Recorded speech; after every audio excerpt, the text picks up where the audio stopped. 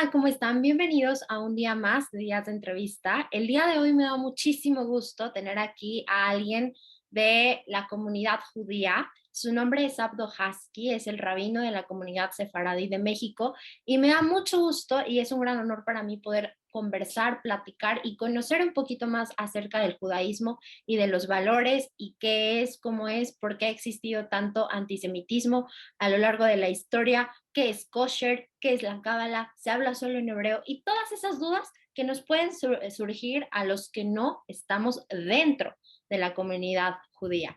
Entonces, Abdo, me da muchísimo gusto aquí, bienvenido. ¿Cómo estás? Gracias, Noami, gracias a ti por recibirme y gracias a toda la audiencia por escucharnos.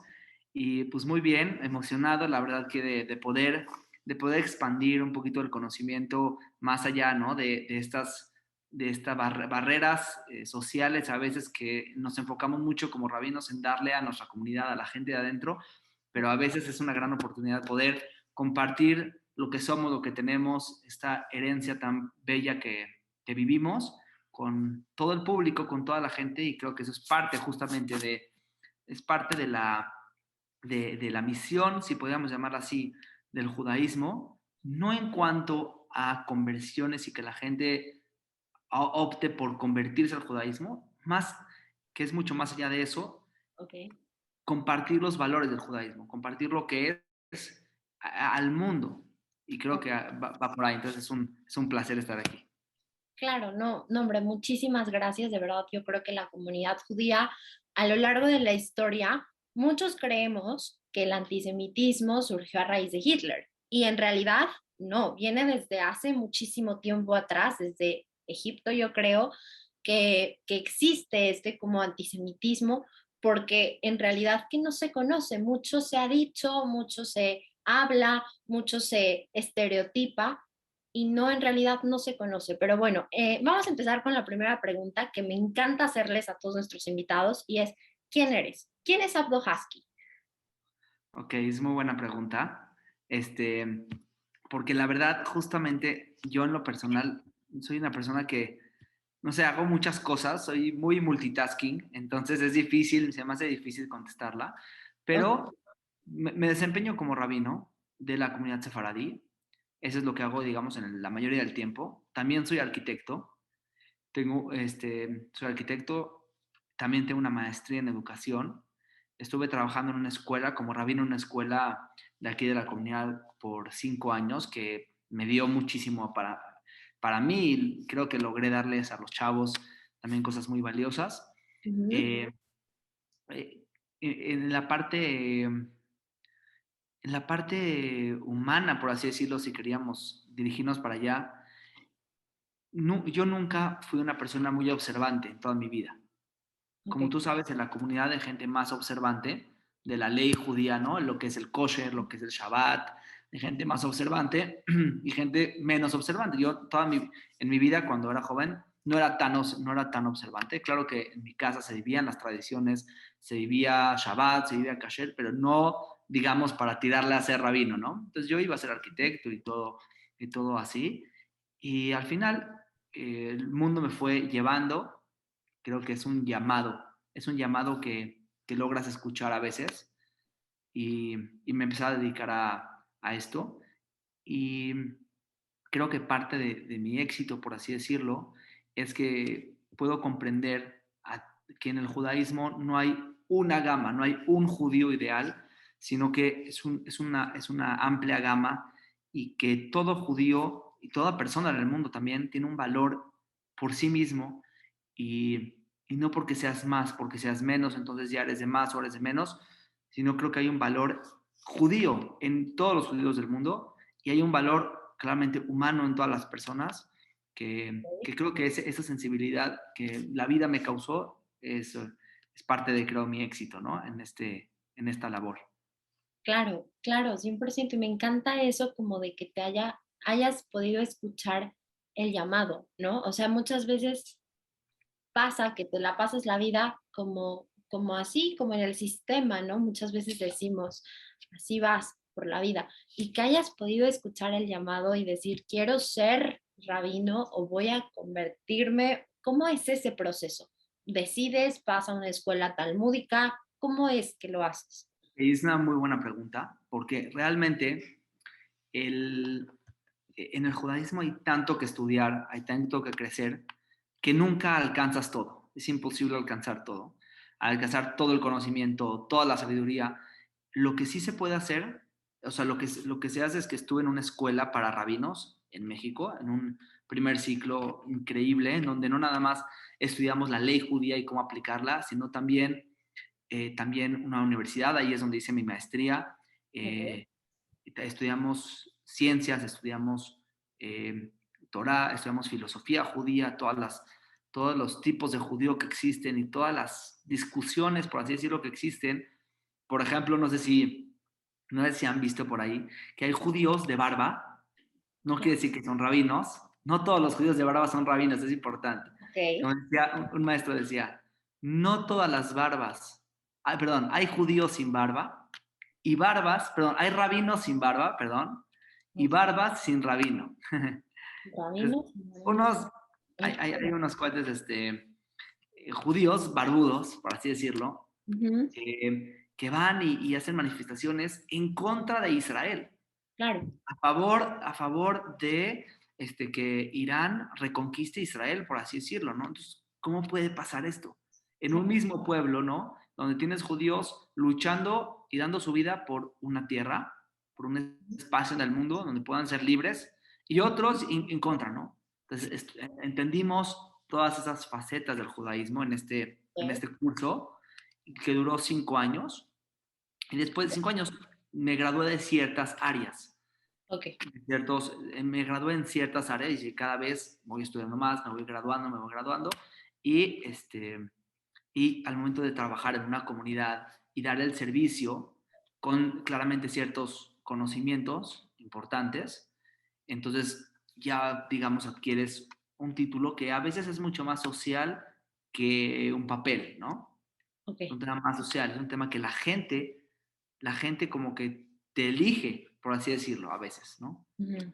Más que decir tengo el título y ya soy rabino, porque al final, como tú y yo sabemos, los papeles pueden decir muchas cosas, pero en la realidad, en la práctica, en el día a día, es otra cosa, ¿no? Es otra cosa. Claro, claro. Y bueno, justo esto que decías de los diferentes tipos de judaísmo que hay, esto que me dices, bueno, de los que traen la barba o de los que traen los peyes o de los que usan como unos gorritos que dicen que es de zorro, no sé si es verdad, ahorita los dices, Ujú. los que usan el kipá, o Sí. sea, todas esas cuestiones son variadísimas, ¿no? Existe el judío conservador, ultraconservador, no, ortodoxo, ultraortodoxo, los sionistas, los antisionistas, los hasídicos.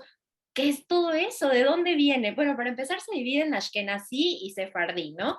Y ya de Ok, ahí vienen todo eso. ¿Cómo es eso? ¿Por qué hay tanto? ok, te voy a platicar. Lo que pasa es de que, en síntesis de volada, el Ujú. pueblo hebreo sale de la tierra de Egipto, entra a la tierra de Israel, y en Israel se desarrollan por aproximadamente unos 1000 años, números cerrados, un poquito más de 1000 años. Bueno, 1000 años ya contemplando los dos templos. No me quiero meter en el tema, si no se va a hacer muy largo. Ok, Pero digamos más o menos unos 1000 años en la tierra, más, como 1500 años casi, realmente, 1400 años. Eh, Número cerrado, ¿no? Hay que ver los números exactos. claro. Los expulsan de Israel y salen a lo que le llamamos Galut, el exilio judío. Van a Babilonia. Desde el primer exilio, desde el primer templo, o sea, 400 años antes del segundo exilio, ya habían judíos en Roma, ya había judíos en Babilonia. Se dispersó el judaísmo en el mundo. Y claramente cada uno de estas personalidades, grupos que fueron llegando a los países, número uno, fueron adoptando cosas, porque es imposible vivir en un país sin adoptar. ¿Sí? Yo nací en México, mi abuelito nació en México. O sea, mis bisabuelitos llegaron a México principios del siglo y yo ya soy tercera generación, por así decirlo, en México, de nacido. Es imposible no adoptar cosas. A mí me gustan los mariachis, me gusta la comida mexicana, y me Ok. siento mexicano, yo juego fútbol en el mundial y me pongo la camiseta y me encanta México y me siento mexicano, es la realidad. Entonces es imposible no compartir cosas con la gente que vives a tu alrededor. Claro. Ese es número uno. Y número dos, cada uno vivió situaciones muy diferentes en torno a persecuciones, cómo los trataban, cómo los recibían. Tenemos la Inquisición, por ejemplo, la famosa Inquisición, que justo hay un tema muy interesante de muchos, lo que le llamaban criptojudíos, que son judíos que se escaparon en 1500. 1492 fue la expulsión de los judíos de España y escapan a América. Muchos judíos escapan a América, todos esos dos siglos, 1500, 1600, y empiezan a llegar judíos, pero no eran judíos que podían desarrollarse como judíos. Eran judíos que tenían que vivir su judaísmo a escondidas porque los estaba persiguiendo la Inquisición. Y Claro. entonces tienes muchos, por ejemplo, ahorita que fue una ley en España de que muchas personas que podían comprobar con su apellido, etcétera, que venían de descendientes judíos, podían sacar la nacionalidad española. Entonces, hubieron mucha gente no judía que son descendientes de criptojudíos de hace 400 años, que pudieron sacar la nacionalidad española. Entonces, imagínate así, como esos casos, tienes miles de casos de expulsiones, de cómo los trataban, de qué tipo de qué religión había en el lugar donde vivían, si eran cristianos, si eran musulmanes. Y entonces, a través de eso y de esa, digamos, unión o ese amalgame que tuvo el pueblo en la historia de su exilio, entonces nacieron judíos muy distantes a veces los unos de los otros. Ok. Por ejemplo, tenemos los rabinos racionalistas, filósofos de la Edad Media en Andalucía, como Maimónides, muy famoso, y tenemos al mismo tiempo, un poquito después, los judíos cabalistas de Francia. Entonces, Claro. en la misma época a veces puedes tener, va a tener que ver con y hay otro factor. Entonces dijimos dos. Uno, el tema de dónde vives y la cultura alrededor. Dos, las persecuciones y lo que vives en ese lugar. Y número tres, y es muy importante, la apertura que hay en el judaísmo al que la persona pueda desarrollar su propio judaísmo. Hay una apertura muy grande ante eso. Claramente hay leyes, hay reglas, hay un formato, pero ya en la parte filosófica de creencias, entonces ya hay mucha libertad. Entonces el judaísmo ha crecido y se ha enriquecido, la verdad, más que, si lo queremos ver mal, pues sí, pero se ha enriquecido del mundo y ha enriquecido al mundo. Creo que eso es parte de la misión, ¿no? Ok, claro. Y, por ejemplo, para ti en específico, Abdo Husky, ¿cómo ve al judaísmo? Para él, ¿qué es el judaísmo?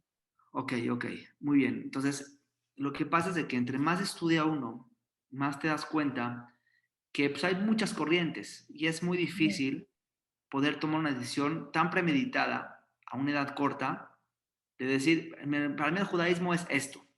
Es muy difícil.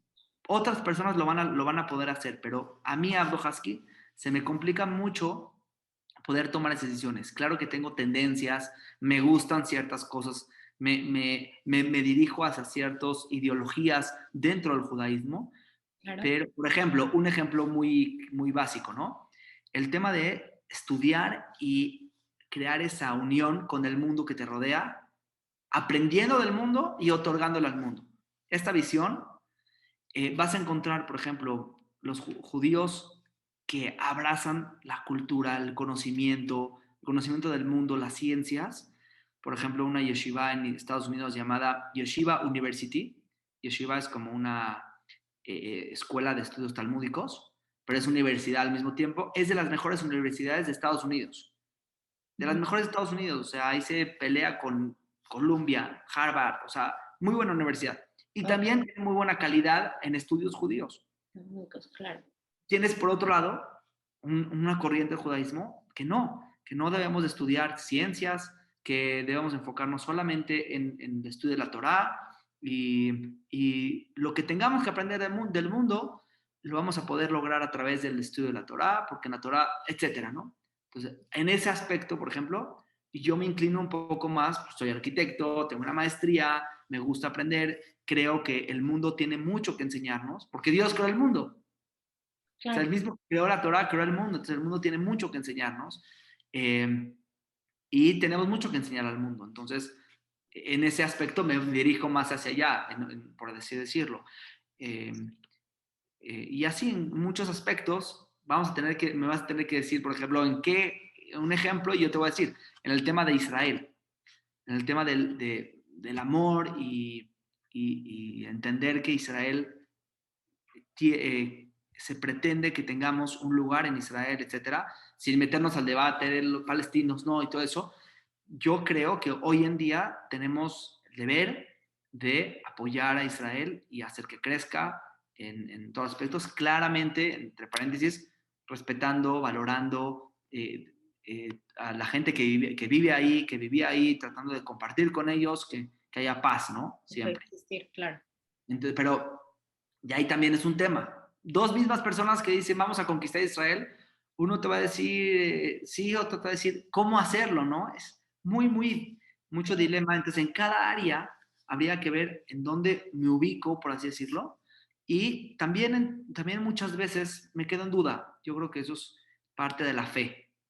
Ok, Parte de mi fe es entender que puedo vivir con preguntas, que puedo vivir con dudas en mi vida. No tengo que concluir ya todo claro.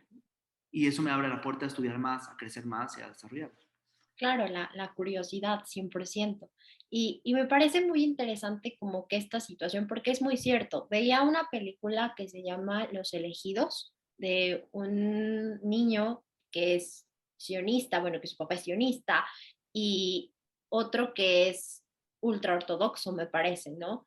Cómo comparten y cómo ven como que el mundo de diferente manera, porque desde su casa, por así decirlo, desde donde viven, desde lo que viven, cómo va cambiando el mundo realmente para cada una de las personas. Entonces, claro, yo creo que no sé si exista, pero por ejemplo, existe entre sus comunidades, porque lo leí, lo escuché con una persona que es judía, que decía que existe como que este debate, y lo pongo entre comillas, de ver quién es más judío que quién, o sea, como que existe, no, es que los conservadores no pueden ser tan judíos como los ultraortodoxos, o ¿existe eso realmente en la comunidad?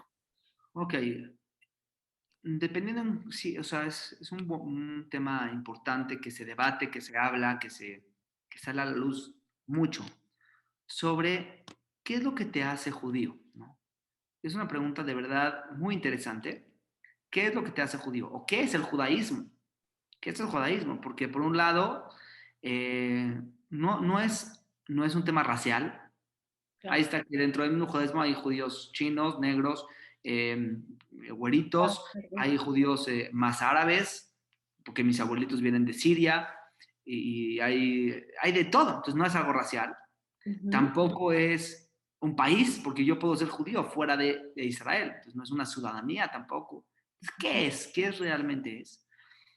Y mi conclusión temprana, digamos, de este tema, claro que hay mucho que hablar, es que el judaísmo es un pacto. Es un pacto entre Dios y un pueblo que nos sacó de Egipto y nos dijo, quiero hacer un pacto con ustedes. Y tiene, el pacto tiene ciertas reglamentaciones, este pacto, ¿no? Con el pueblo. Como cuando decimos, vamos a un pacto tú y yo, tú me vas a dar algo y yo voy a poner algo para unificar ese pacto, es decir, los dos ponemos para algo. Entonces, el judaísmo es un pacto. Ahora, el problema es de que este pacto se ha vivido de muchas formas, pero yo creo, mi corta conclusión de quién es judío es la persona que entiende que está dentro de este pacto. En la palabra en hebreo es berit, dentro de este juramento, este pacto que hizo Dios con el pueblo. Si una persona sabe que está dentro de este pacto, entonces y también tienes que poner de tu parte. Claro, Si alguien cree, yo soy parte del pacto, pero pues, ¿dónde está tu parte del pacto? ¿Qué haces para que este pacto siga vivo, no? claro. Una persona que entiende eso y hace su parte para ser parte de este pacto, entonces esa persona se considera judío. Claramente hay también muchas reglamentaciones, pero principalmente también después de la Ilustración en Europa, el judaísmo dejó de ser simplemente el estudio de Torá y el cumplimiento de las leyes judías y se convirtió en algo un poco más grande, ¿no? También el tema de la tierra de Israel, mucha gente suplió su cercanía y su religiosidad con la tierra de Israel. Entonces, también vas a encontrar gente que dice, yo soy súper judío porque vivo en la tierra de Israel y hablo hebreo y pongo la bandera y soy súper judío, ¿no? Entonces, ¿dónde está, no? ¿Dónde está el punto en donde pueden converger y pueden decir, sí, pero hay leyes, pero hay una forma de hacer las cosas? El libro del pacto, que es la Torá, es el Sefer Aberit, la Torá es el libro del pacto. Entonces, tratar de cierta forma, eh, cuidar y cumplir los mandamientos de este pacto, ¿no? Ok, y qué bueno que me hablas de la Torá, porque mucho se ha dicho que la Torá son los primeros 5 libros, o más bien es el Antiguo Testamento en la Biblia católica, por así decirlo, ¿no? Sí. ¿Esto es cierto? O dices, no, por favor, Norma, no digas eso porque no es verdad.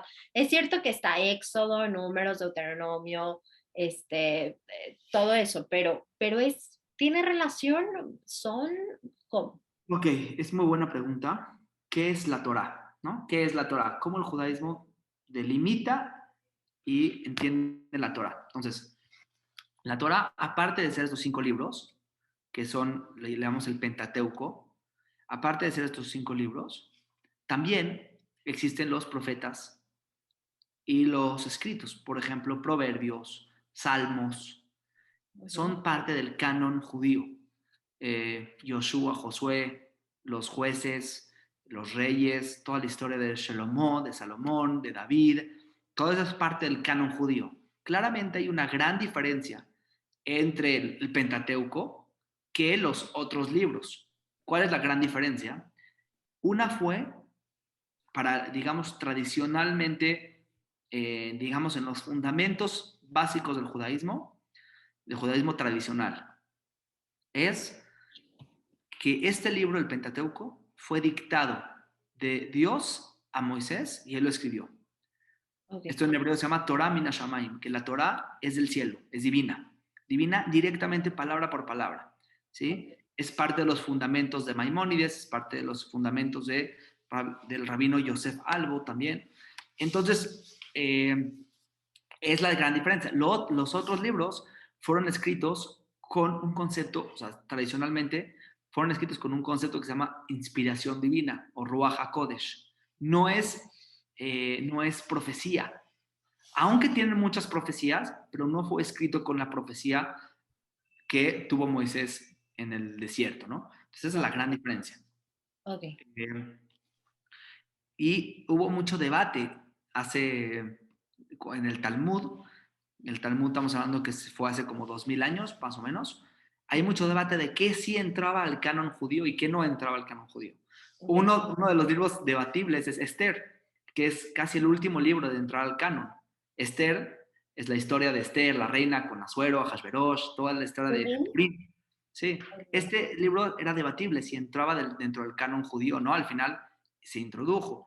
También Proverbios fue otro libro debatible si entraba del canon, pero el canon judío lo pueden ver en internet muy fácil, póngale el Tanaj o la Biblia judía y van a ver qué está dentro del canon y qué no está dentro del canon, porque decir Antiguo Testamento también no es lo más correcto, porque hay muchos libros en el Antiguo Testamento que no están dentro del canon. Ok. Déjame ver si se me ocurre uno ahorita que está dentro del canon católico y no el judío. Eh, Creo que hay uno que se llama Yehudit, si no me equivoco, Judith. Hay otro que se llama, ay, ay, ay. Bueno, ahorita no me acuerdo, pero hay varios Macabeos, por ejemplo, ya me acordé. Macabeos está dentro del canon cristiano, católico, y no está dentro del canon judío. Aunque es un libro valioso, histórico, pero ya que no tiene inspiración divina como los otros, entonces no entra dentro del canon. Ok. Bueno, entonces hay que ver realmente qué entra en el canon y qué no entra en el canon, ¿no? O sea, hay que como que googlearlo y con Sí. eso podemos ver qué es y qué no es, ¿no? Aunque muchos libros son válidos, son valiosos, tienen conocimiento, tienen sabiduría, Ok, pero no por eso son parte del Tanaj. Es importante saber eso. ok. Entonces, realmente es como ver si entra en el canon y de ahí ir separando, porque claramente no es lo mismo, ¿no? O sea, compartimos y está igual, o sea, en la Biblia, por ejemplo, católica, se encuentra el mismo, tal vez no la misma palabra, pero lo que pasó con Moisés, todo Ok. igual que en el judío. Sí, es muy buena pregunta. Solamente el tema de las traducciones es un tema importante Sí. porque al momento de no tener cierto contexto, una frase italiana que dice trautore eu traidore. El traductor es un traidor, porque cuando no tienes contexto y no entiendes de qué se está hablando, y a veces tienes tu background y tus ideas y quieres clavarlas en la traducción, pues puede cambiar un poco, no mucho, pero un poco.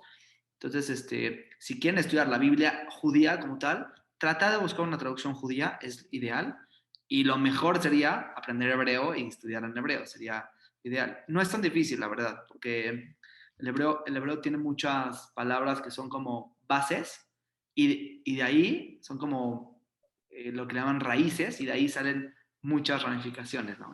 Fíjate que yo empecé a estudiar hebreo justo y se me hace bien difícil, pero, o sea, como que lloro cada vez que veo las letras porque no les entiendo. Pero sé, como que al hablar, al momento de Shalom a Hashem, o sea, todas esas cuestiones, como que sale, como que fluye. Entonces, está difícil la escritura, pero digamos que la pronunciación ahí voy guiándome. Entonces, creo que sí es un gran reto y sí está muy padre aprender el hebreo. Es completamente diferente. Otra cosa importante, hablando de ese tema de conocer el judaísmo, a mi punto de vista, o sea, que es increíble que la gente esté tan interesada. Yo cuando empezó la pandemia, que empecé a sacar muchos videos y muchas cosas, pues mucha gente se me acercó que quiere conocer más. Pero hay un dato muy importante y vale la pena que lo tengan en mente. La gente que quiere conocer su judaísmo. El judaísmo, hablamos de la Torá, ¿estamos de acuerdo? De la Torá, le llamamos la Torá escrita. Esa es la Torá escrita. Es el rollo del libro, le llamamos Sefer Torá. El rollo que después hubo la impresión y todo, pero siempre fue en un rollo. Esa es la Torah escrita. El judaísmo tiene otra Torah, que es la Torah oral. Ok, Una se llama en hebreo Torah Shevichtav, escrita, y Torah Shebe'al Peh, la Torah oral. La Torah oral es la explicación de todas las leyes que están en la Torah escrita, que es imposible escribir todo. Entonces, Dios decidió, hago una Torah escrita y le platico a Moshe, le digo a Moisés, ¿cómo se hace eso que está escrito? Ponemos un ejemplo. En la Torah eh, dice que hay que descansar el sábado y no hay que hacer ningún trabajo. ¿Ok? El único trabajo, la única cosa que dice en la Biblia es que no se puede prender fuego. ok. Pero más allá de eso no dice nada. Oye, entonces me va a preguntar alguien, me va a preguntar, oye, ¿por qué no puedes cortar? ¿Por qué no puedes arar? ¿Por qué no puedes cosechar? ¿Por qué no puedes Ah, bueno, cocinar. cocinar bien, cocinar? Todo ese tipo de cosas que no están en la Biblia. Es porque están en la Torah oral. Eso Dios te lo platicó a Moisés y Moisés le dijo, a ver, trabajo significa todo lo que se hacía para la construcción del templo, entonces eso no se puede hacer. Saber qué no, se cocinaba, se teñía tela, se pintaba. Oh, no, luego llegan maestros y nos decían, tienen que hacer la tarea para el lunes, pero maestro no podemos escribir, profesor no podemos escribir. ¿Por qué no puedes escribir? No, porque es el sábado, no puedo. ¿Quién dice? ¿Dónde está eso? En la Biblia no vas a encontrar en ningún lugar que no se pueda escribir. Ok, Entonces, eso es la Torah oral. que fue transmitida de maestro a alumno. Y parte de lo que se dio oralmente, de la intención de que fuera oralmente, es de que el judaísmo tiene que estar vivo. No puede estar escrito en un libro viejo, antiguo. Tiene como que un ser manual. tiene que ser algo vivo, que se transmite de maestro a alumno, que se vive. Claro. Entonces, si una persona quiere conocer el judaísmo, le va a faltar mucho si no lo puede ver en vida, vivo. Va a ver el libro, la parte escrita, pero no va a ver la parte vivencial del judaísmo. Entonces, mucha gente a veces abre la Biblia y se queda con muchas dudas, con muchas incógnitas o a veces muchas preguntas, y es porque no han visto el judaísmo vivo, el judaísmo que se vive todos los días, todos los sábados, todas las fiestas, que se vive y que se vibra. Entonces, para toda la gente que quiera conocer más, sépanse que les va a ser muy difícil, porque el judaísmo está en las casas, está en la mesa, está en lo que se come, en lo que se platica. Ahí está el judaísmo, ¿sí? Nunca vas a ver, como decías, me contabas al principio el tema del valor de comunidad y todo eso, lo vas a ver muy poco escrito en los textos, pero lo vas a ver en la vida real. Es un valor que se transmite de forma oral, de forma viva. Claro, claro, 100%. Y me parece muy interesante porque decían que si tú quieres antes, o sea, y lo ponía un ejemplo, no me acuerdo qué rabino era, pero en YouTube lo vi, voy a buscar el nombre y lo pongo, que decía que es como un durazno, o sea, que el judaísmo es como un durazno, que por afuera lo puedes ver como muy lisito, como muy así rosita o amarillito o así, y poco a poco cuando vas llegando al centro, al núcleo, al huesito, vas a darte cuenta que muchas de las cosas que estaban aquí en tu cabeza como que creías que, no comen carne, hamburguesas con queso, o no comen esto, o en Shabbat no hacen nada, o así, o sea, en realidad no, porque al momento de que tú llegas al huesito, o sea, que llegas a la comunidad, tu percepción cambia completamente, porque empiezas a vivirlo. Dice que el judaísmo, si quieres entrar dentro de la comunidad, tienes que vivirlo. O sea, de nada sirve, sí sirve, obviamente, que te leas los libros, pero si no lo tienes de dónde practicarlo, probablemente se te va a hacer como muy ácido, como muy así. Lo explicaba con eso como el ejemplo Un ejemplo muy bueno, muy, muy bueno que logré desarrollarlo esta semana a través de unos estudios. El tema de la mujer en el judaísmo. Ok, Un tema polémico, si quieres lo así, un tema en boga, un tema que la gente está hablando. Y parte de la conclusión, o sea, suelto un dato interesante, es que sí, chance no vas a encontrar a la mujer en la Torah escrita. En la Torah escrita no vas a encontrar ese valor a la mujer o eso que queremos que sea la mujer, ¿no? Pero sí lo vas a encontrar en la Torah hablada, en la Torah viva. ¿Por qué? Porque la mujer es la dueña de la palabra, es la dueña de la educación de sus hijos, es la dueña, bueno, en la época antigua, es la dueña de esa transmisión de una Torah viva, no una Torah libro. Probablemente no sabía leer una mujer en la época de antes. No sabía escribir, no sabía leer, pero vivía el judaísmo. Entonces, a ver, ¿cómo le haces si tú no sabes leer y escribir, poder vivir un judaísmo que está en un libro? La respuesta es, no, no está en un libro, está vivo, está en la mesa, está en la casa, está en el pan, está en cómo se habla, en qué se valora, a quién se valora. Entonces por eso el papel de la mujer, si lo vemos en libros, vamos a decir, híjole, no aparece tanto, o no apareciera como quisiéramos, de forma equitativa, pero está en la Torah viva, que es parte igual o más importante que la Torah escrita. ok. Claro, porque también, bueno, corrígeme si estoy mal, pero por ejemplo, la mujer es la que como que dicta si es judío o no, ¿no? O sea, el papá puede ser judío, pero si la mamá no es judía, Correcto, gentil, no es judío, ¿no? correcto, sí. Entonces, ¿Por qué? Porque, ¿cuál es la razón de eso? ¿Es una regla así nada más aleatoria, arbitraria? No, tiene mucha lógica. La que transmite el judaísmo, sus hijos, es la madre, porque la madre es la dueña de la Torah oral. ok, Entonces, tú puedes conocer mucho de la Torah escrita, pero si no conoces la Torah oral, la Torah viva, la que se vive en la casa, entonces no se va a transmitir el judaísmo, ok, no va a conocer el judaísmo. Entre paréntesis, añadido a este tema, muchos hablando de los criptojudíos después de la expulsión, hubieron varias generaciones que se perdió esa Torah viva porque no se vivía. La Ok. tenían en la mente, la tenían en mente, sabían que eran judíos, pero no lo podían vivir porque estaban perseguidos. Ujú. Entonces, hubo una problemática, digamos, 150 años después de la expulsión, que muchos judíos regresan a su judaísmo y abren los libros. Vamos a abrir los libros. Entonces empiezan a abrir los libros y empiezan a cuidar un judaísmo de libro. Y lo cual no está correcto porque el judaísmo estuvo vivo. Entonces fue una controversia muy fuerte entre la gente que quería cuidar el judaísmo del libro, la gente que llevaba viviendo su judaísmo tradicional generación tras generación, decían, eso no es el judaísmo, estás haciendo algo que no va. Claro.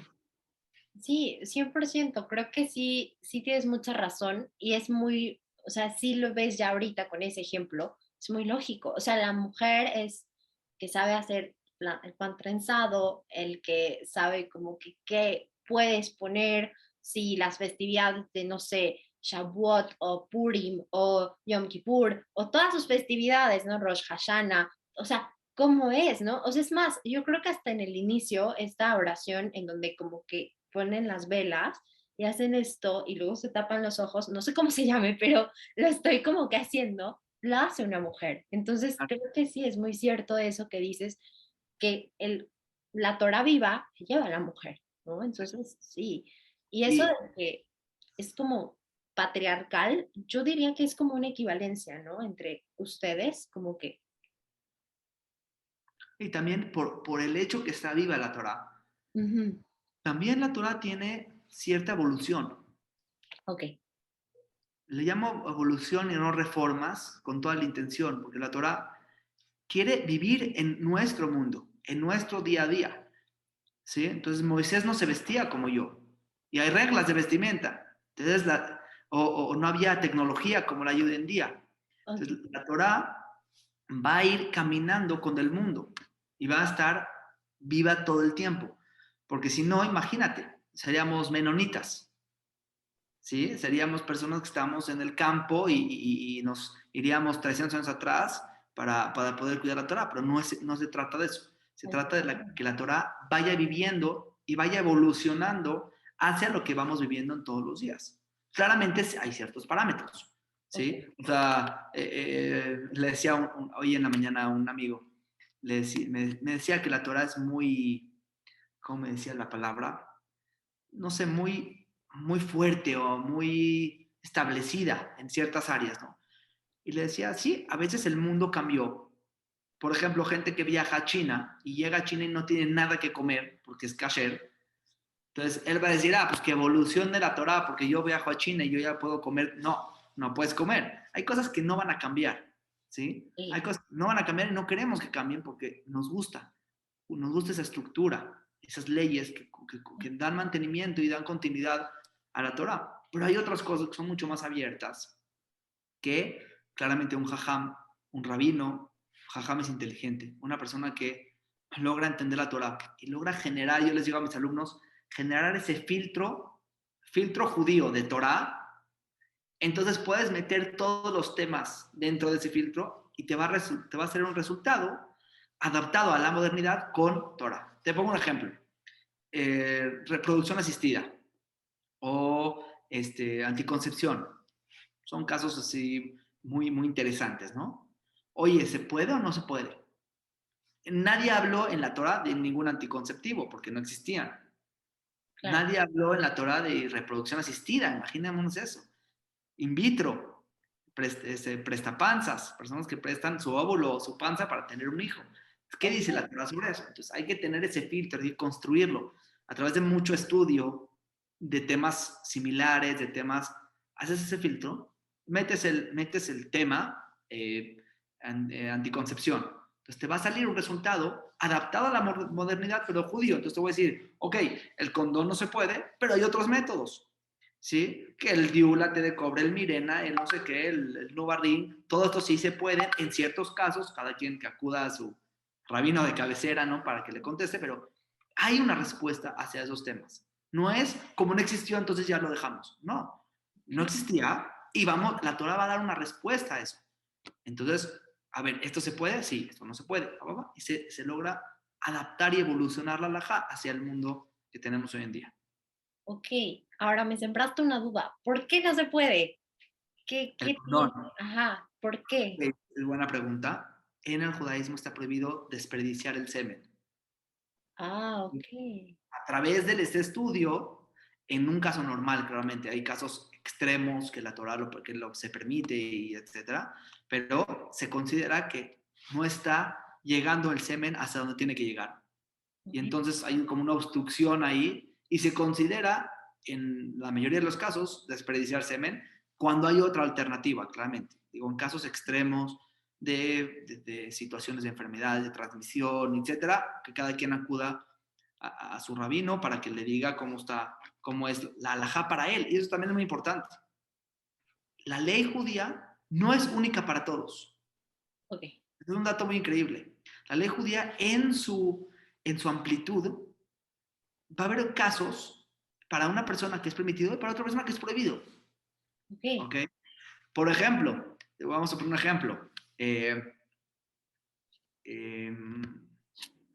un ejemplo no quiero dar un ejemplo tan controversial porque si no voy a tener que explicar mucho y se vamos a tardar mucho, pero un ejemplo. Estoy pensando.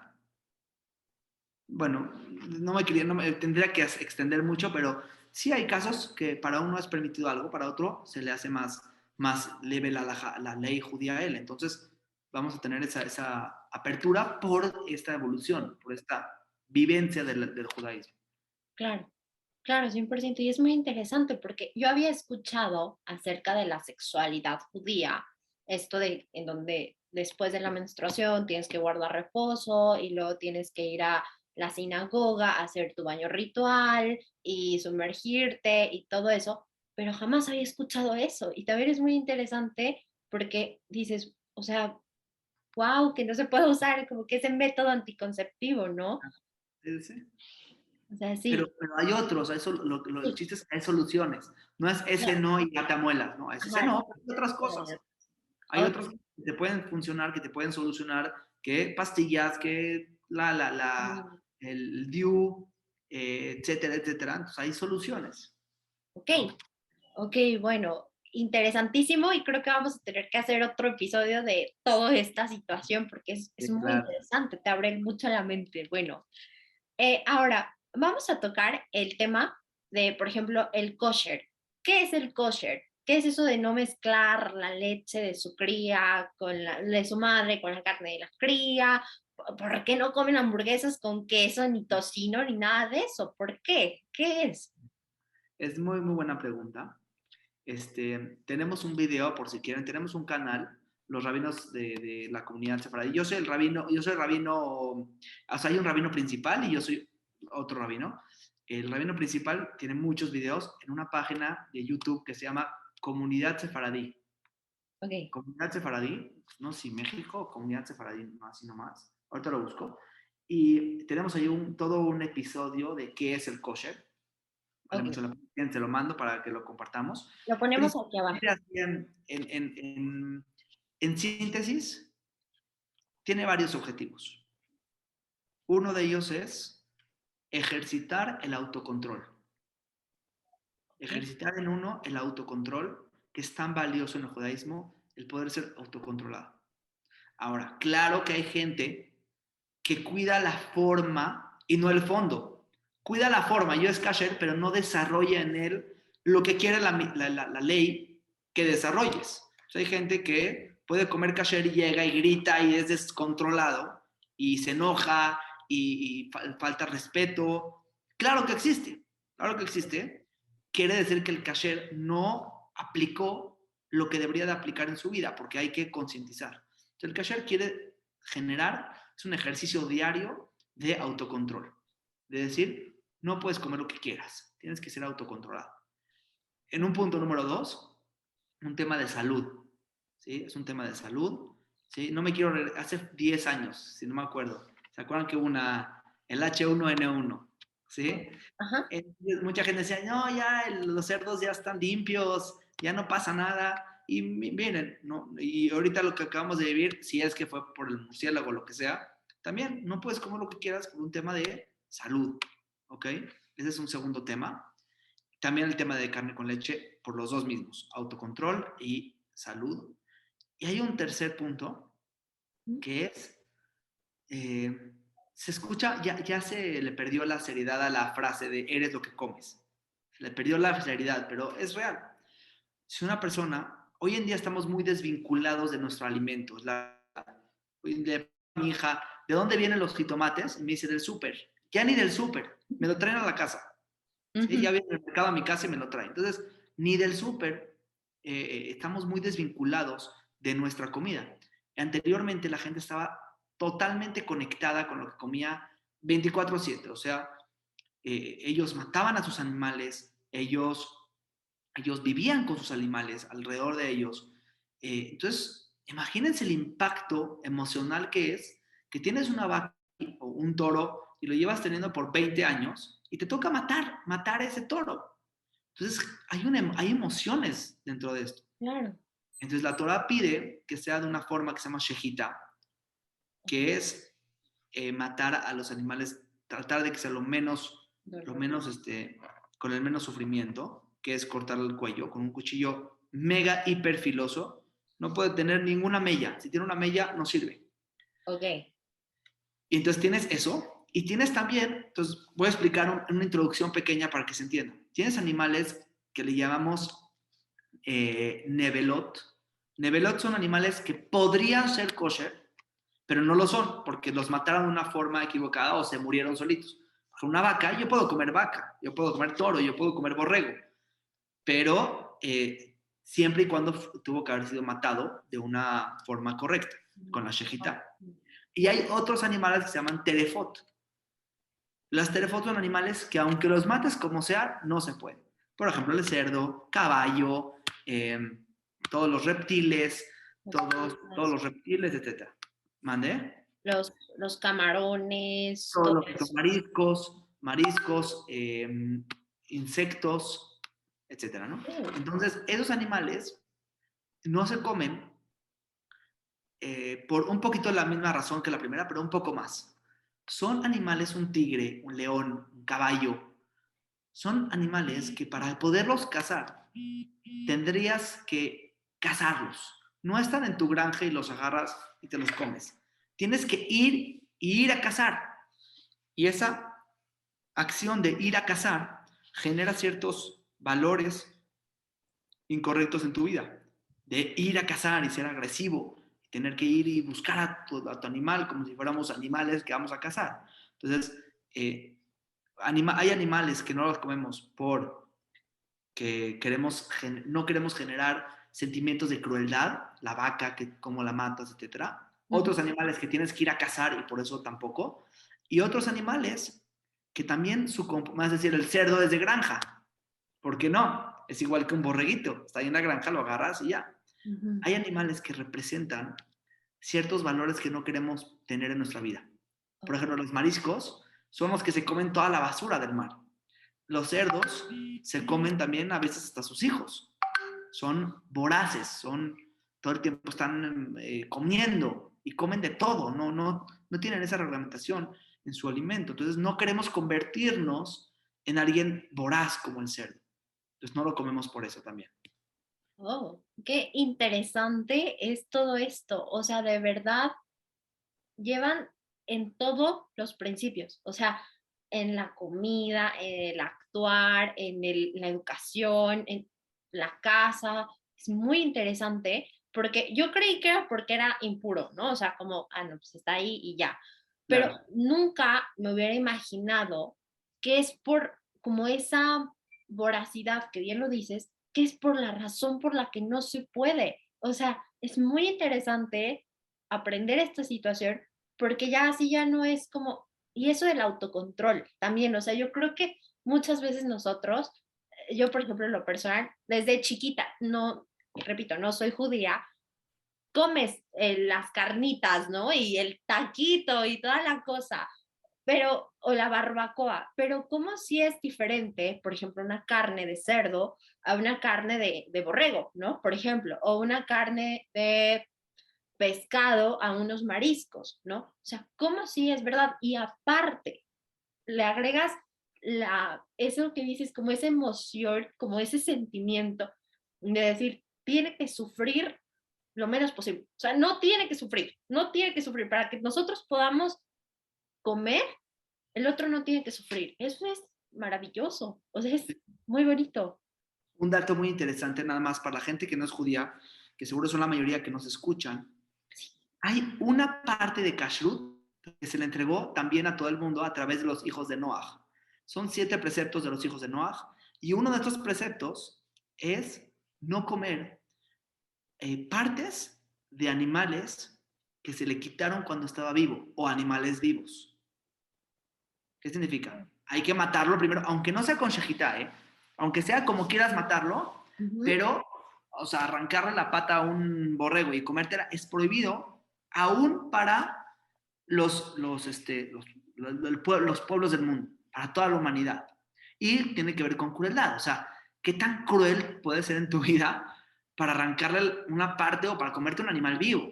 Claro, Entonces, mátalo, como quieras matarlo, ¿eh? Y también si se puede hacer de una forma que no sufras, mejor. Mátalo primero, pues te lo comes.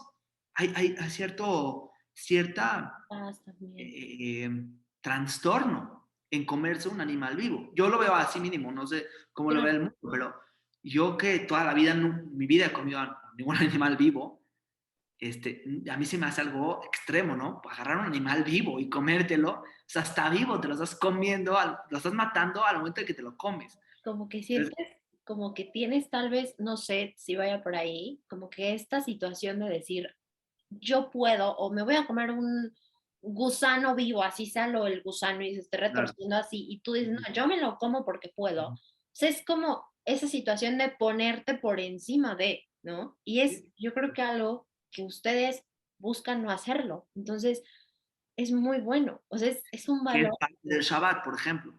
El Ujú. Shabbat es un día a la semana, no eres creador, tú no puedes crear, tú eres una creación. Entonces te ayuda a, como dices, a ubicarte en tu lugar en el mundo. Claro, Porque como podemos crear, somos parecidos a Dios. Dios creó el mundo, yo también puedo crear. Entonces me parezco a Dios toda la semana al momento de crear algo. Y hay una satisfacción gigante en crear, ¿sí? claro. Crear un niño, un bebé, es la satisfacción más grande que puede existir tener un hijo, porque te estás asimilando mucho a Dios. Entonces, poder crear, poder hacer un negocio, poder construir una mesa, poder hacer, construir un edificio, es muy satisfactorio y también te pone como a un nivel de decir, yo soy igual que Dios. Dios creó el mundo, yo hice este edificio. ¿Cuál es la diferencia? Llega Shabbat y dice, no, espérate un segundo, tú no eres el creador del mundo. Está Dios y tú eres una creación de Dios. Y tienes que cuidar al mundo a tu alrededor como parte de esa creación. Eres responsable también, ¿no? Esa es la idea un poco de Shabbat. Eso es padrísimo, porque justamente también el kippah representa eso, ¿no? O sea, siempre hay algo encima de ti, o sea, siempre va a haber algo encima de ti. O sea, no, sí, eso, ubícate donde estás parado. No eres ni el todopoderoso, ni eres el que pone las reglas, ni el que eres el que manda. O sea, siempre hay algo por encima de ti. Eso está Sí. maravilloso, muy bueno, la verdad.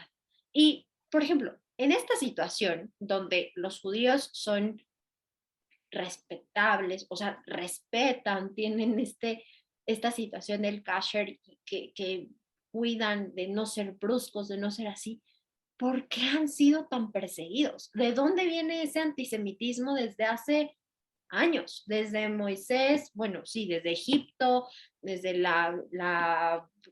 cuando les quitan los templos, desde la diáspora, la expulsión de los judíos, luego los sefardí, luego el holocausto, la Shoah. ¿De dónde viene todo esto? ¿Por qué? Ay, es muy, muy buena pregunta, muy fuerte, difícil de contestar. Entre paréntesis, quiero que sepan toda la audiencia también que no por cuidar kasher ya es una buena persona. Es importante que sepan Claro, eso. No por ser judío ya es una buena persona. Hay judíos muy malos. Los conozco a casi todos, ¿no? Es la realidad. Y somos personas, somos seres humanos, y sí tenemos una guía y un deber ser. Chance que la gente de alrededor eh, diría, esas personas deberían de ser así, así, así, porque pues siguen la Torah, ¿no? Y la Torah, ¿qué está pasando? Y puede ser parte del antisemitismo también. Un tema de decir, no, pues tú te las das de que aquí Dios te dio la Torah a ti y todo esto, y ¿dónde está? ¿Dónde está todo eso que aprendiste? ¿Dónde está todo eso que llevas a cabo? Y eso pasa mucho cuando cuando la Torah se lleva de forma técnica, de forma mecánica, y no se integra en los valores de la vida.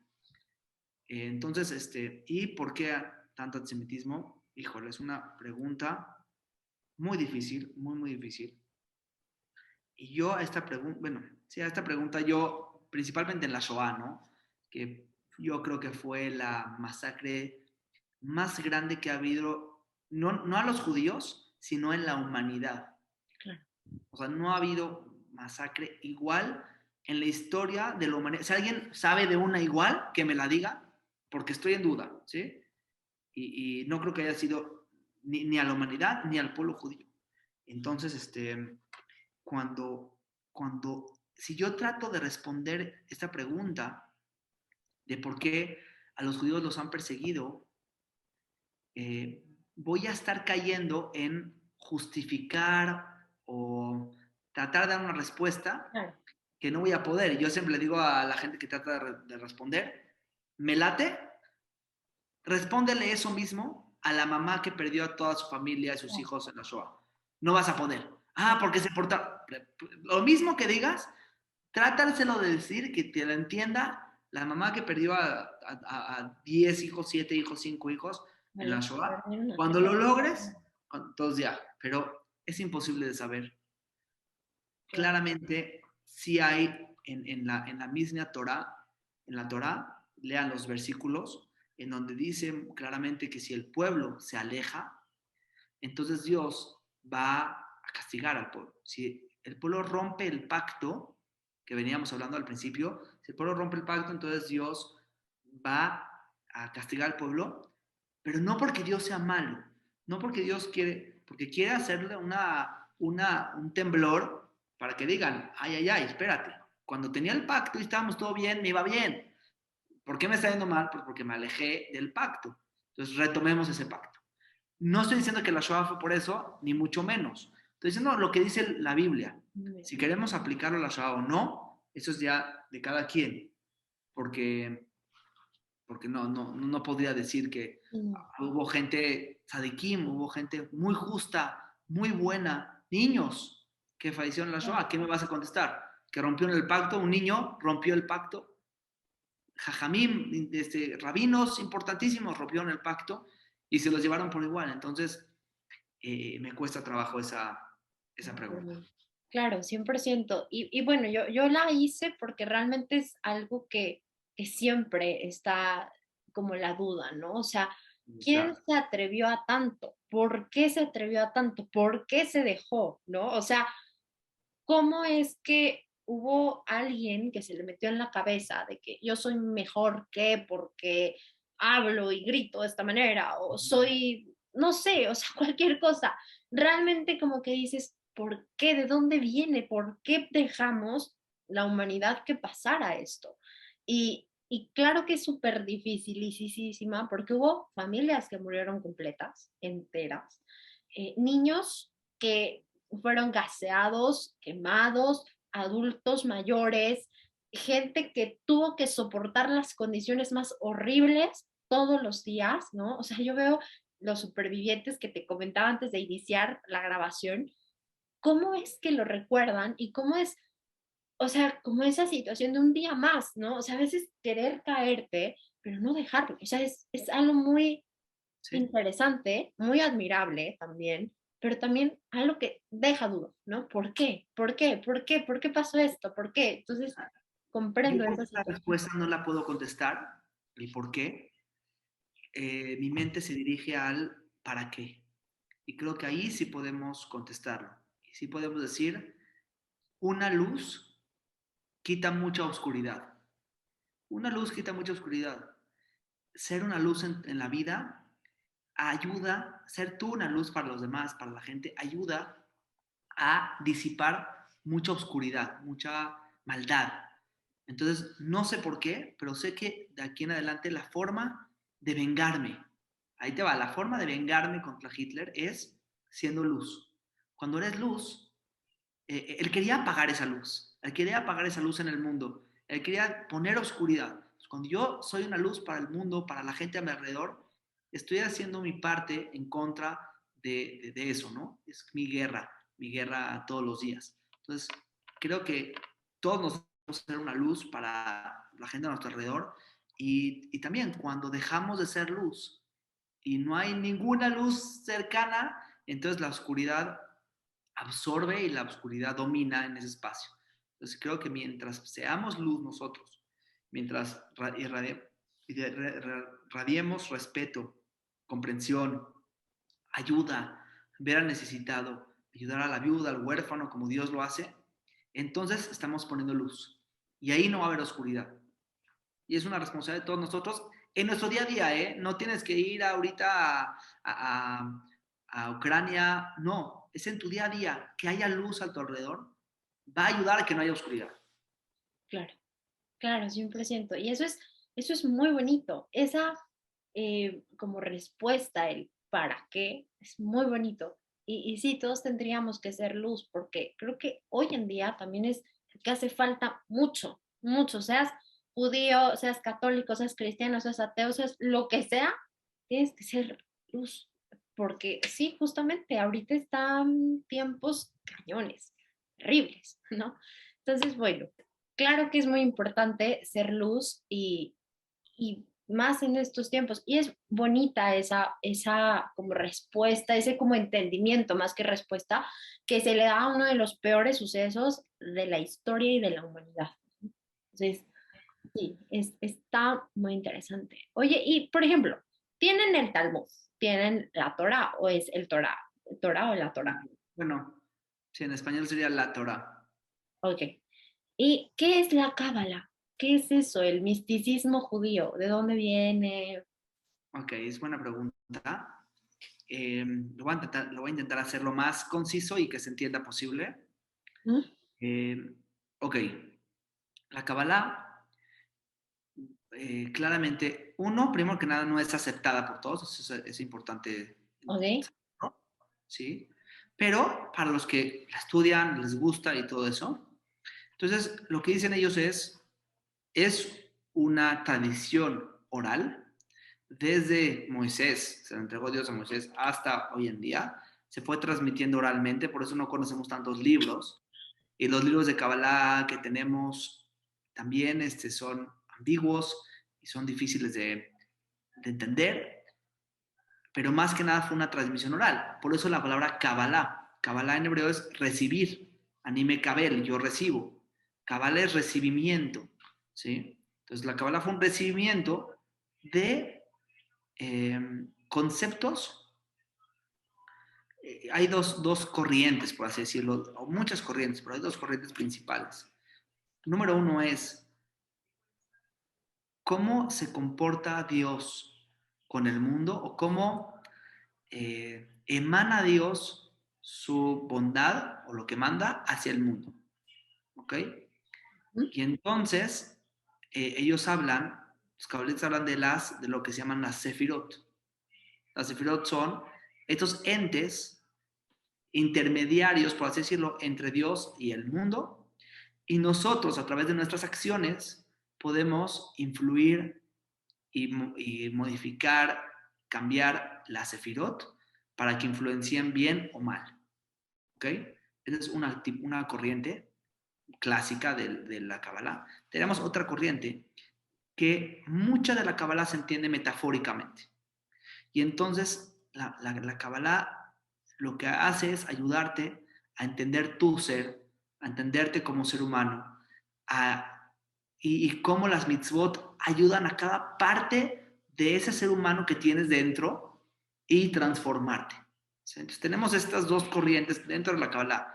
Una es cómo funciona esta emanación desde Dios hasta nosotros y cómo llega a nosotros. Y entonces, cómo yo también puedo influenciar a través de mis acciones en la Sefirot para modificarlas. Te pongo un ejemplo muy sencillo. Eh, ok, hay 10 Sefirot, ¿no? Es un grupo, digamos, de 10 Sefirot. Y las 7 Sefirot de abajo, les llaman de abajo, ¿sí? ¿Qué significa de abajo? De abajo es más cercanas a lo mundano. Las 3 son más cercanas a Dios. Esas 7 se van modificando y se van ajustando a través de cada día de la semana.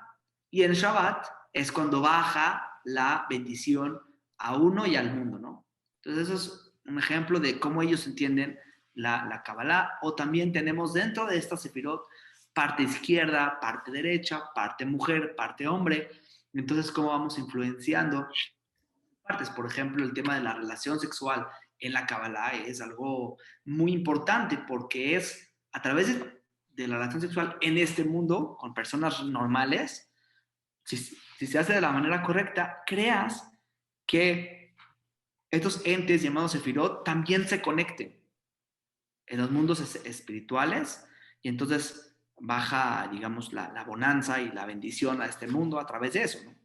Entonces, nuestra influencia en los mundos espirituales para que funcione correctamente el mundo. Esa es una forma.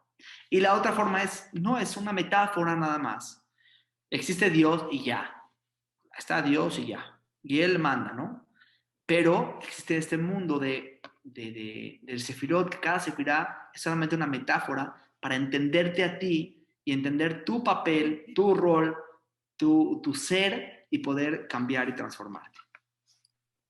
Ok, ok, eso entonces, a ver, para resumir es, no se aceptan todas las ramas del judaísmo y es algo en el que es como más místico, o sea, como que no es como Es la acá en la metafísica, terrenal, ¿no? la metafísica judía.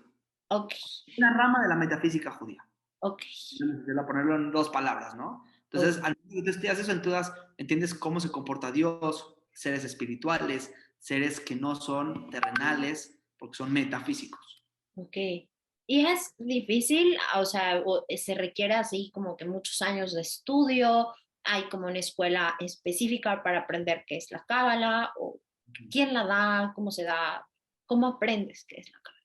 A mi forma de ver, ha tomado mucho auge la Kabbalah y también, más que la Kabbalah, la cabalistería, así le llamo yo, le llamamos aquí. La Ok, cabalistería es como esa parte mágica y mística, ¿sí? De brujerías y de cosas que, créeme, no tienen nada que ver con judaísmo. La Kabbalah sí, el estudio de la Kabbalah sí, pero la cabalistería y todo ese tema de bajar almas y todo ese tema de cosas, no sé, místicas, eso no tiene nada que ver con el judaísmo. Es importante saber eso. ¿Sí? Son combinaciones entre lo que escucharon una vez del judaísmo y otras religiones y otras cosas, no tiene nada que ver. ¿Sí? O sea, tú pones en Google Kabbalah, te salen cosas del Satanás y cosas que no son judías, no tiene nada que ver. La estrella de David no es o sea, se adoptó en el judaísmo, pero ni siquiera es un concepto judío, no es un símbolo judío. La manita tampoco es un concepto judío, ¿sí? Tú vas a Turquía, que está de moda ir ahorita, o a países árabes, y también tiene la manita, la mano de Fátima, que era la mano de una diosa que se llama Ishtar, es todo un tema interesante. Pero hay que saber, es importante saber distinguir qué es judío y qué ya es nada más pura charlatanería que jala, que es como que muy interesante, ¿no? Todo este tema y que jala y que entonces como jala, mucha gente utiliza esa idiosincrasia de la gente para aprovecharse y para venderles y para enseñarles disque Kabbalah, que al final hay que tener mucho cuidado con eso. Entonces, ¿cómo se estudia Kabbalah? Alguien que quiere estudiar. Hay libros, se puede estudiar. Lo mejor es que haya alguien que vivió, como lo mismo que venimos diciendo, que vivió la Kabbalah, que la entiende de viva voz y que te la cuente, que te la platique, es lo mejor que existe. porque la Kabbalah era oral. Y la idea es que sea oral. Al momento de escribirla, la enmarcas y la pones a interpretaciones que pueden no ser correctas. Entonces, lo mejor es aprender de alguien, un verdadero cabalista, estos conceptos. Ok, ok, perfecto. Muy interesante y de verdad, muchas gracias. Ya nada más, última preguntita. ¿Es necesario rezar en hebreo o se puede rezar en español o en latino? O sea, Okay. es muy necesario el hebreo. Muy buena pregunta. Entonces, hay rezos que sí es mejor rezarlos en hebreo, pero la mayoría, los salmos, todo lo que es, digamos, extra de inspiración, alabación, se puede rezar en español. ¿Con qué objetivo? Pues que la entiendas, ¿no? Que la entiendas mejor, porque la verdad, si no la entiendes, nada más es yo le digo gimnasio labial. Haces ejercicio de los labios nada más, no estás entendiendo nada, eres un perico que está repitiendo palabras que ni siquiera entiendes. Y nos pasa a todos, ¿eh? Como Ok, rezamos 3 al día y son rezos largos, entonces pues es muy común que ya estás pensando en otro rollo y estás diciendo las palabras. Hay que intentar poner la concentración necesaria en las palabras. Y claro, se puede rezar en español, está perfectamente bien, porque al final lo que Dios quiere es una conexión contigo a través del rezo. No quiere que digas palabras sin entenderlas. Lo mejor es estudiar las palabras, entenderlas, poderlas decir en hebreo. Es lo mejor. ¿Por qué? Porque, porque nada místico. Hay mística en esto, hay mística en el tema de rezar en hebreo, pero aparte de lo místico, el tema de que, igual lo que dijimos al principio, la traducción siempre va a traicionar al texto. Nunca vas a poder sentir lo mismo a través de una traducción que a través de un original. Nunca vas a entender lo mismo. Entonces, lo mejor sería en hebreo, pero si no, se puede perfectamente rezar en español. Es más, el rezo judío, en la época de Moisés, en la época del templo, no existía el rezo judío. No habían 3 rezos al día. Eso fue estipulado después en el segundo templo. Anteriormente, la gente rezaba con sus palabras. Había una estructura de cómo rezar. Primero hay que alabar a Dios, después peticiones y después agradecimiento. En esa estructura, alabaciones, peticiones, agradecimiento, la gente rezaba con sus palabras. Iban al templo de Jerusalén y rezaban con sus palabras. Lo que pasó es que a la gente ya se le fueron las palabras para poder alabar a Dios, entonces se estipuló unos ya rezos más estipulados, pero realmente el rezo original es con las palabras de uno. ok, eso es también de mucha ayuda para, por ejemplo, no sé, los niños o las personas que aún apenas van con el ashusha, así como que se les lengua la traba todavía para el hebreo, ¿no? Entonces, eso está muy bonito también, muy padre.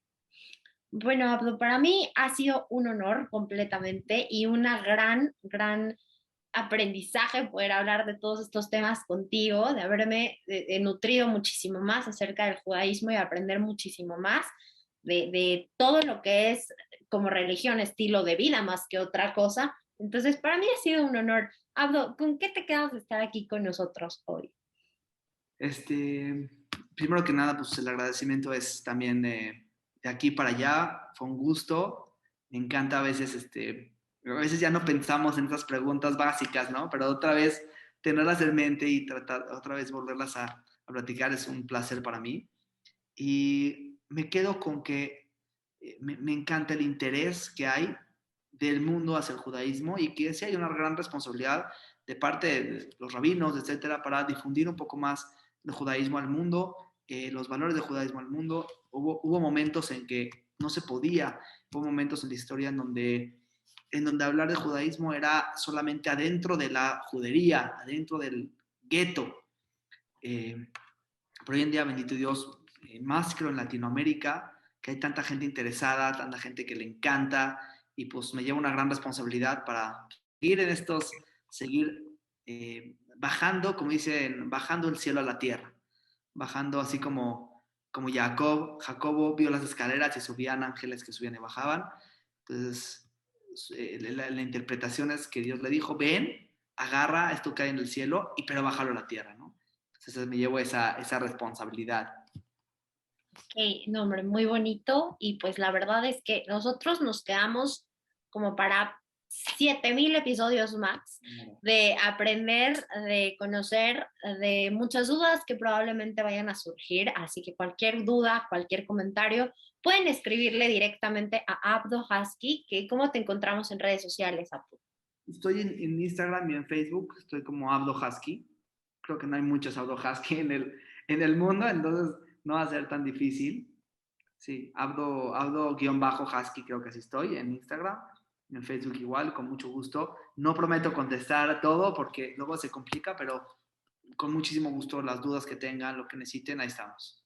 O bien pueden escribirlos a nuestro correo electrónico y nosotros en los próximos episodios que tenemos por grabar Abdo vamos a responderles todas sus dudas para que puedan aprender más, porque recuerden que el conocimiento también es poder y el que se educa no vuelve a hacer nada de repetir la historia. Y más que nada en este momento creo que se necesita por el crecimiento de tanto, no solo antisemitismo, sino odio en todos los aspectos. Entonces, edúcase, aprenda y sobre todo cultívese. Entonces, bueno, pues Abdo, muchísimas gracias por estar aquí, ha sido un honor para mí. Yo soy Norma Díaz y nos vemos en el siguiente episodio. Cuídense mucho, adiós.